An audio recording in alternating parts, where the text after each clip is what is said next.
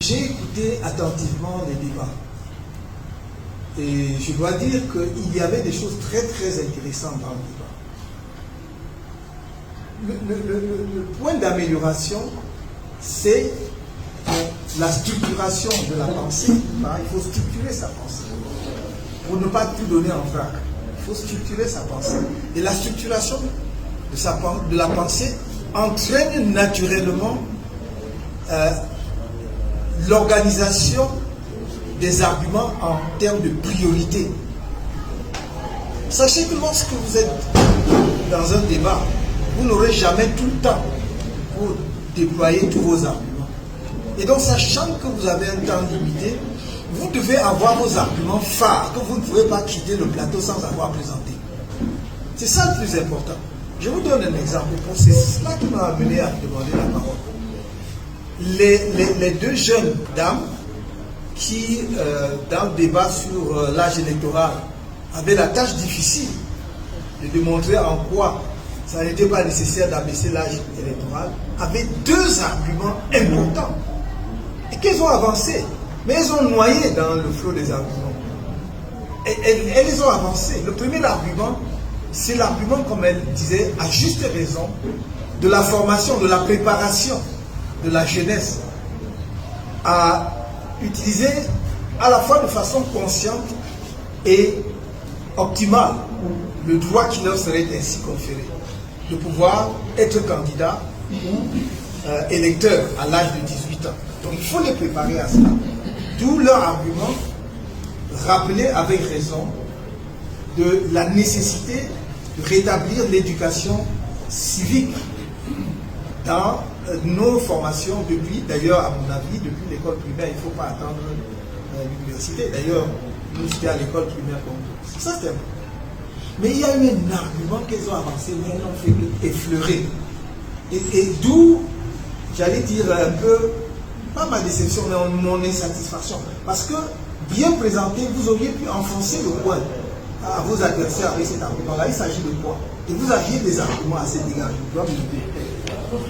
C'était l'argument selon lequel, pourquoi ajouter des droits à une jeunesse qui ne fait d'ailleurs pas bon usage des droits qu'il a déjà? C'était ça l'argument fort. Parce que vous voulez qu'on ramène, nous voulons d'ailleurs, nous avons défendu, je vous expliquerai d'ailleurs pourquoi on a défendu. Vous voulez qu'on ramène l'âge électoral à 18 ans. Et vous l'avez dit, mes chers dames, où sont-elles? Vous l'avez dit, seulement vous n'avez pas insisté là-dessus, vous avez dit. Mais vous voyez dans la salle, les jeunes, où sont-ils? Et puis déjà, et vous avez dit, regardez le corps électoral. Sur les 8 millions, combien de jeunes inscrits? Ça, c'est l'argument qui tue. Vous voyez, c'était votre argument, Massu. C'est de dire, mais on vous donne des droits. Est-ce que ceux que vous avez, l'âge est à 20 ans, est-ce que les 20 ans vont s'inscrire? Et donc ça, vous l'avez dit, mais dans le flot. Si vous aviez structuré votre propos en faisant ressortir très clairement ces deux arguments, ne cherchez pas tout le reste. Ce qu'ils disent, vos adversaires disent à la limite, ça vous importe peu. Vous avez préparé vos arguments. Et c'est ça que vous allez assainir.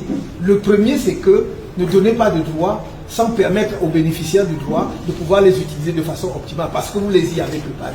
Formation, éducation. Mais deuxièmement, mais faisons attention, les statistiques plaident contre cette affaire, parce que ceux qui ont déjà des droits aujourd'hui, jusqu'à l'âge de 20 ans, ne font pas usage. Le fait même qu'ils ne soient pas dans la salle, ce n'est pas le plus grave.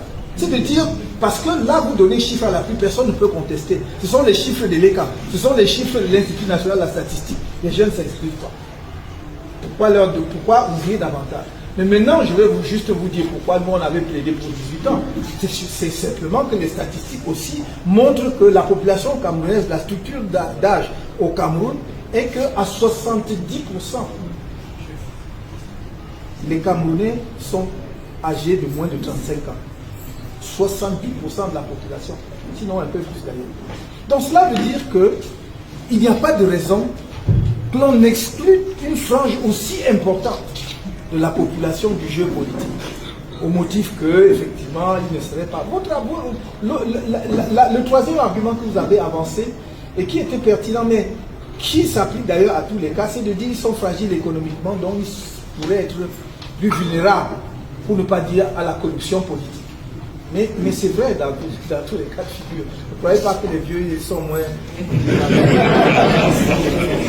Les deux, c'était cela. Je voulais juste vous dire cela. En fait, j'ai donné ces deux exemples pour illustrer l'argument selon lequel, quand vous allez participer à un débat, mettez dans votre tête quels sont les arguments phares, quels sont les arguments puissants que je ne peux pas quitter ce plateau sans avoir dit.